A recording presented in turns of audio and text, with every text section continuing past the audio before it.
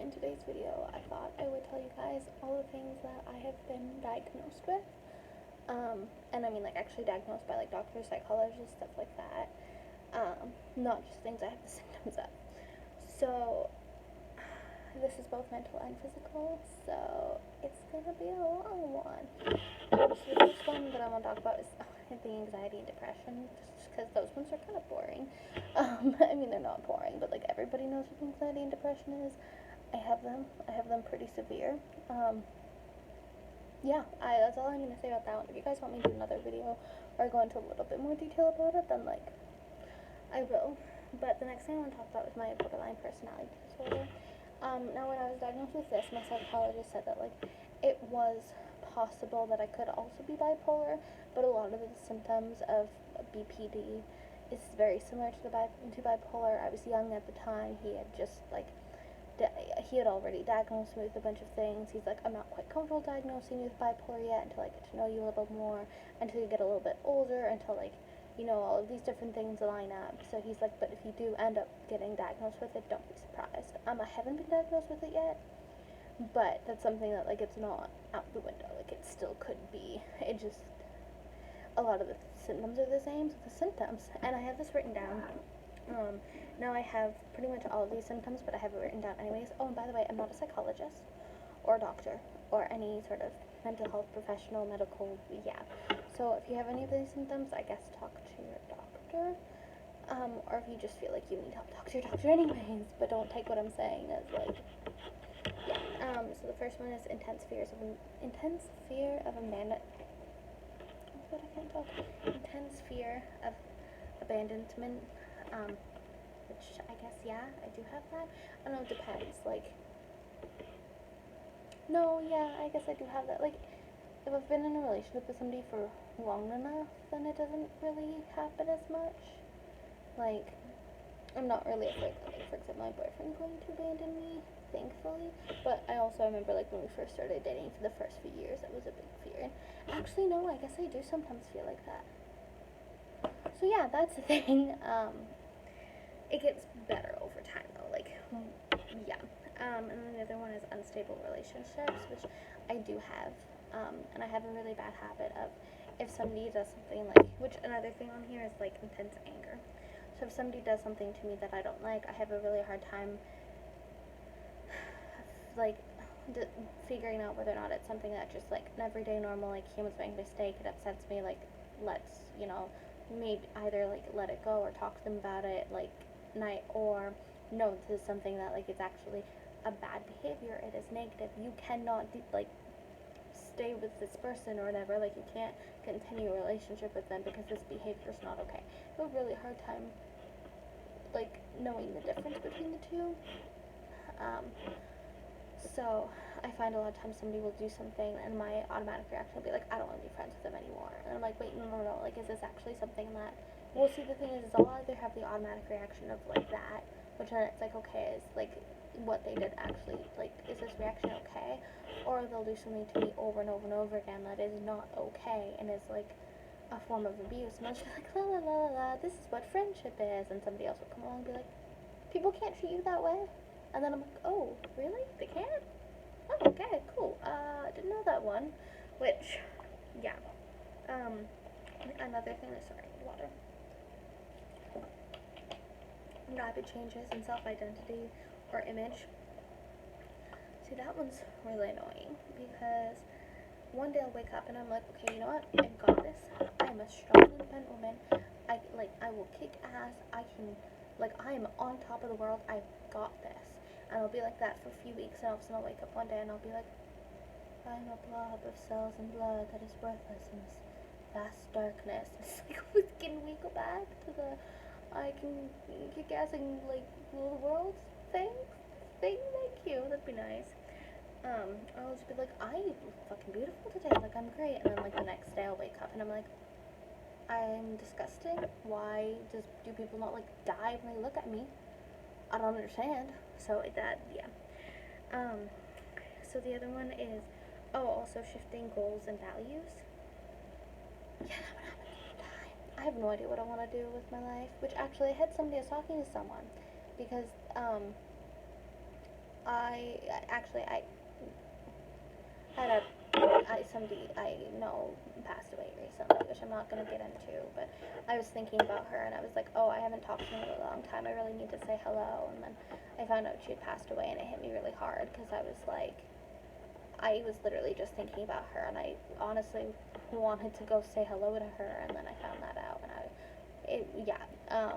which I feel really bad because I haven't talked to her in a really long time, and I know some of her, I know some of her friends, and I feel really bad for them because they actually had a relationship with her, and I'm like, I don't want to take away from their loss, so yeah.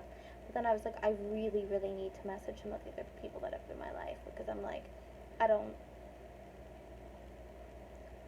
ever want to feel like it's too late again.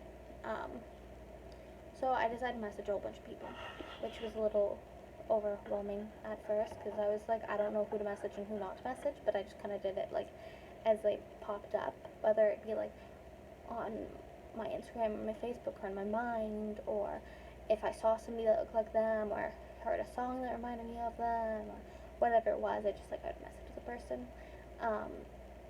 But this one girl said oh, don't think of it as because I said to her how I have no idea what I want to do with my life, and she's like, well, don't think of it as the rest of your life, that's way too long, that's way too overwhelming, just think of what will make you happy, right now. And I was like, still doesn't actually answer my question of what I want to do, but it's a lot less overwhelming to think of it that way, so thank you, because when I think of what I want to do now versus what I'll want to be doing when I'm 55, those are two very, very different things, and I'm like, I have to figure out what I want to do for literally the rest of my life.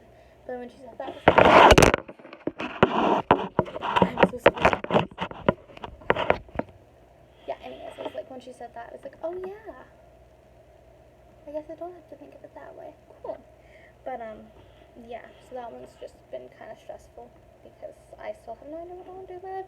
I have a couple ideas, but I don't know, exactly what it is, which I can't really work right now, which we'll get into this, yeah. So the next one is loss with reality and stress-related paranoia, which the stress-related paranoia, I don't actually think I get very much. At least I don't realize if I'm paranoid, but I do get hallucinations, especially, I'm about to throw this on the phone, especially if I haven't slept enough, I get, really bad hallucinations. It's not fun because the hallucinations I get will be something, small and random. I remember one time I hallucinated, a spider, and it was a little bit of, a bigger spider than, what you would normally see in a house, but it was nothing, huge. It wasn't abnormal. I remember I went to go stomp on it, kept stepping on it, and the spider just wouldn't die because it wasn't actually there. My boyfriend looked over at me and was like, why are you standing in the corner of the room just randomly stomping on the floor? And I was like, and he's like, and why did you put a single shoe on to do it? And I was like, well, I'm trying to kill the spider underneath my foot, it's not dying. He's like, walked over and he looked and he's like, that's because there's no spider there. And I was like, oh, great. So there's been other instances of that happening where I'll just randomly start to hallucinate something simple, and then I'll go and say something about it. I don't know, I'll hallucinate a flower, and I'll look to my boyfriend and be like, look, pretty flower, and he's like, there's not a flower there. So my hallucinations aren't dangerous, it's just kind of annoying because now it's hey, is this thing really there or not? So I kind of have to yeah, it gets annoying. I'm just glad that it's not bad hallucinations and it just involves spiders and flowers. But yeah, the other one is impulsive and risky behavior, which I'm not going to get into that one as much because that one's kind of, yeah. Sabotaging success, which I actually did not know that this was a symptom of it, and it said, ending relationships, healthy ones, which I'm I've done that one before, yep. And I'd probably also probably the fact that I'll end a healthy relationship but stick with the unhealthy ones. I'm getting better. I'm getting way better. I honestly think the people I have in my life right now are good people. So if you're watching this, I'm talking about more of my past. I'm through therapy and work and stuff. I'm getting better at this. But I definitely have stayed with unhealthy people and left good people, if that makes sense. Mood swings, which probably goes back to as I was saying before, I'll go for a couple weeks from I've got this. Like, I am so happy. I, like, can rule the world. Nothing can get in my way. Nothing can stop me. I am on top of this. And then to the, I don't want to exist anymore. Yeah. And then intense anger. Hi. That happens to me sometimes. I'm not necessarily an angry person, but the thing is I spent a lot of my life just letting people walk all over me and like do a lot of really bad shit to me, and I never felt like I was able to have a voice. And then I got to a point where I was like, I have a voice, and I would start to be angry about it. I now need to like, you learn about this thing, it's called being like passive, and then there's passive aggressive, but that was kind of in the middle. There's passive, aggressive, and assertive. I went from being passive to being aggressive, and now I need to be assertive. We're working on that one. It's gonna take a while, but I will learn it. I'm a smart person. I can do this. See, that's what I mean. I'm like, I'm a smart person. I can do this. But yeah. So the next one I'm going to move on to is the PTSD, which is post-traumatic stress disorder. And no, that is not just for soldiers and people who are in the army and people who've been in wars. Anybody can suffer from post-traumatic stress disorder if they've had a traumatic event happen to them. I'm not in my face right now, but yeah. So, basically, I have all of this, not all of symptoms like that. That is pretty boring as well. I also get nausea and avoid certain situations from it. Um, it took me, oh, so it took me a really, really long time to be in the same room with anybody who had similar characteristics as the person who caused the traumatic event without me either wanting to get extremely violent or running away or just having like an intense reaction. I'm still not necessarily comfortable being in the same room with anyone who has the same characteristic, but like I can be, and I try not to be for very long because I have to like really breathe through it and like try to make myself like not freak out, and then I try to like get out of the room like as soon as I can type thing, which isn't fun because it's not blue eyes, but I'm using it as an example. Imagine not being able to be in a room with anybody with blue eyes for like more than 5 minutes. It kind of makes it a little bit difficult to like do things. I remember one time I was at work and somebody came in that like reminded me of the person, and I literally like in the middle of my shift started to like run outside. I was cleaning, I just ran outside and I kind of walked back in. My manager was like, "Are you okay?" And I was like, I had a piece of garbage in my like hand, luckily, and I was like, oh, I saw a piece of garbage on the sidewalk and I was cleaning up, so I figured I'd grab it. Like, and she was like, oh, okay, thanks for doing that. And I kind of went like threw it away, but I wasn't from outside.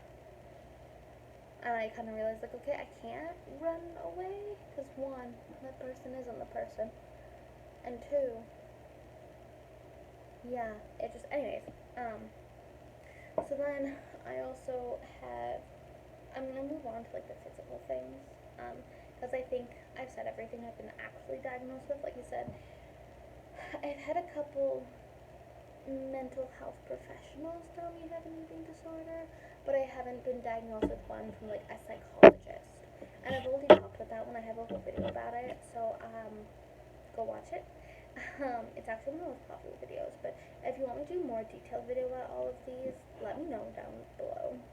But the next one I have is underdeveloped shoulder muscles, which is just fine. I can't lift most things. I can't lift anything over 15 or 20 pounds up to like this high. I can't lift it any higher than this. Like even lifting my own arms up higher than that hurts. And I can't lift anything repeatedly. Like even like a pound thing I wouldn't be able to lift like over and over again. And then I also can't hold it for a long period of time, like heavy objects. So that one gets quite annoying because of the fact I'm young, people will, if they need something heavy lifted, they'll turn around and be like, oh, you're young, you can lift this. And like, no, like I literally cannot lift that. Like I can barely lift my shoulders, my own arms up here. Like, I can't lift a box heavier than that. So it made work really difficult, especially when I needed, like, if we had to, like, fill these machines, we had to, like, lift this thing up above it. And I was like, guys, like, I literally, like, I physically can't. Like, one, I physically can't. And two, my, what's the doctor called?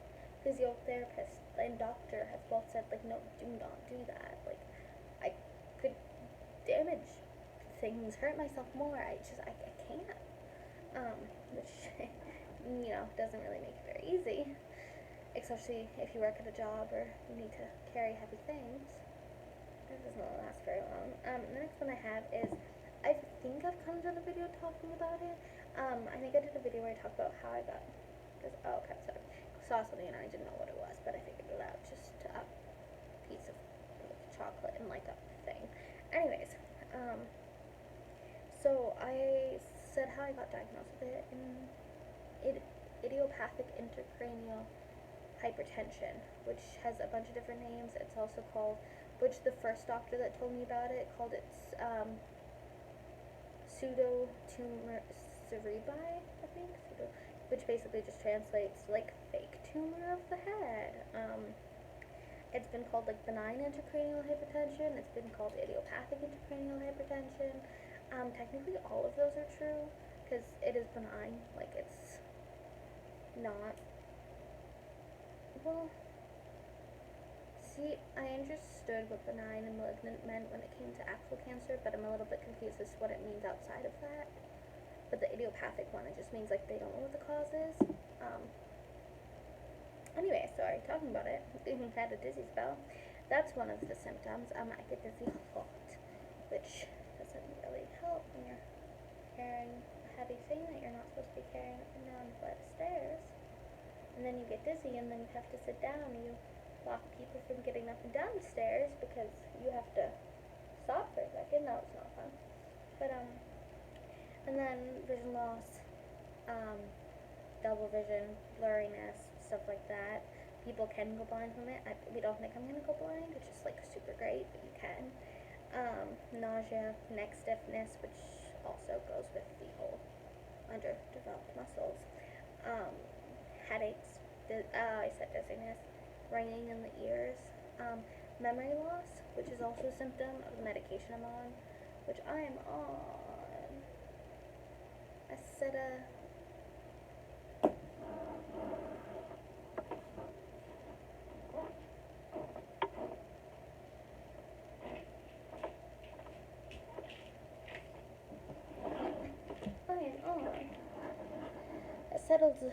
Acetazolamide, which, yeah, it, I also have to be really careful in the sun because of this medication. It can cause drowsiness, reduce alertness. I can't drive while taking it. It also does other things that I'm not going to talk about, but it's used for a couple different things. Like, it's used for, pressure medication, like if you want to go high up. Like if I want to climb a mountain type thing, this is the type of medication they would prescribe. It's used for glaucoma, what I have, stuff like that. I was on a medication for like my anxiety and depression, like all of those things, but it was causing like extreme nausea to the point where like I couldn't get out of bed without like instantly throwing up, and so I was like, I can't be taking this. Like, I need to be able to live a life. Like, I have a hard enough time getting out of bed a lot of days as it is. I'm like, I can't just be stuck in my bed because this isn't gonna help the depression. Like, it's not. So I stopped taking that, and I should talk to my doctor about getting on different medication. But it's hard when like, one, I don't really want to see my doctor right now unless it's an emergency, because it's got things to do. A lot of things to, I guess he always has things to do, but it's just the time, yeah. But yeah, sorry, I've also been, I don't know, like another symptom I have is I'm very like, not zony, but I have like, because I have memory loss, and because I get distracted easily, I'll zone out very easily. I'll like zone out, be in the middle of doing something, and then I'll zone out, and then all of a sudden I'll be like zone back in, but I'll forget what I was doing, and then I'll just kind of like stop doing that thing, which again made jobs difficult because I remember there was one time I went to go and like make a drink for someone. I zoned out, forgot what I was doing. I think I set down the coffee cup, went to go and like clean something because I forgot what I was doing, and the person was like, Miss, can I please have my coffee now? I was like, I am so sorry. So I went and like I made them a fresh one, and like actually made fresh coffee because I was like I felt really bad. But the other day I was filming a video. I never did like finish it or put it up because it wasn't very well done, and yeah. But in the middle of it, I like zoned out really badly, and then I just kind of forgot what I was doing. And then I zoned back in, and I was like, oh, cool. And I went to go and like, oh, I didn't even realize I was filming. I just got up and I went to go and do something else. And at one point, I was looking for my cell phone, and I was like, I couldn't find it. I think, what did I do? I went to go grab my water bottle because I put one in the fridge. I went to go grab one out of the fridge, and I started looking for my water bottle, and then I came back, and I was like, why is my camera on? And then I realized I had been filming myself. So yeah, it was not fun. But anyways, I think I'm going to leave it there. Like I said, there's a lot of other things that I have like symptoms of that I've had doctors say like, yeah, you could be diagnosed with that. Like at one point I had um, my LST teacher say like it was in a much higher grade. And she's like, oh yeah, no, like you definitely have ADD. She's like, I've worked with a lot of students that have ADD, and she's like, there's no possible way you don't have it. But technically, she wasn't a doctor, and I haven't been diagnosed by a doctor. So, if people ask me like what I have, I don't say that one because I haven't been diagnosed with by a doctor. Again, the eating disorder thing, I haven't technically been diagnosed by a doctor. And then like the bipolar thing, the psychologist said like, there's a possibility you have it, but I'm not comfortable necessarily like, you know, saying that you have it today. And there's a lot of other things that I have symptoms of that I haven't quite been diagnosed with yet. So I'm not going to like say that I have them, but it's those things that's like, you might be diagnosed with this. But yeah, so I can't work, and I've had multiple doctors sign multiple different pieces of paper saying that I can't work, and now I'm getting on disability because all of them are like my psychologist doesn't want me working, my doctor doesn't want me working, this person doesn't want me working, that person doesn't want me working. Pretty much all of them are like, yeah, no, like you can't lift anything, you get dizzy when you walk, you can't turn your head, like unless you have unstable mood swings and reactions to things, so working with customers isn't a good idea. Yeah. But I think I'm going to leave it there. Like I've said, I think I'm a million times at this point. If you want me to do a more detailed video about each and every one of the things I have down below, then please let me know. Kind of in the style that I did my undiagnosed eating disorder one. I can do it. But yeah, I love you guys. Please stay safe and healthy. Cheers.